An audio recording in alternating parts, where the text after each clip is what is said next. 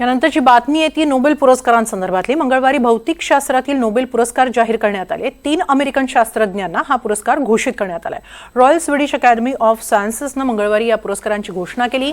John clerk, Michael डेव्हरेट आणि John Martinez यांना हा पुरस्कार जाहीर झालाय। हा पुरस्कार मोठ्या प्रमाणात क्वांटम टनेलिंग आणि इलेक्ट्रिकल सर्किटमधील ऊर्जा पातळीच्या शोधासाठी देण्यात आलेला आहे। विजेत्यांना 10 कोटी रुपये, सुवर्ण पदक आणि प्रमाणपत्र देण्यात येईल। 10 डिसेंबर रोजी स्टॉकहोममधील कार्यक्रमादरम्यान हा पुरस्कार प्रदान करण्यात येईल। या शास्त्रज्ञांनी नेमका काय शोध लावलाय यावर एक नजर टाकूया।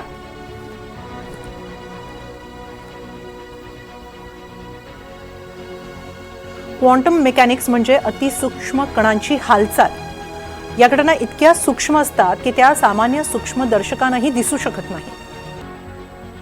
कधी कधी लहान कण भिंत ओलांडून दुसऱ्या बाजूला जातात, त्याला क्वांटम टनेलिंग म्हणतात। आता इलेक्ट्रिकल सर्किट सारख्या मोठ्या प्रणालींमध्ये देखील हे टनेलिंग आढळून आलंय। पूर्वी ही घटना अशक्य मानली जात होती। शास्त्रज्ञांनी आता ही घटना विशिष्ट ऊर्जा पातळीवर पाहिली आहे, त्यामुळे हा उल्लेखनीय शोध मानला जातो। या शोधामुळे भविष्यात क्वांटम संगणन आणि नवीन तंत्रज्ञान विकसित होण्यास मदत होणार आहे। दैनंदिन गोष्टींमध्ये क्वांटम भौतिकशास्त्र लागू करण्याच्या दिशेने हे एक मोठं पाऊल मानलं जात आहे।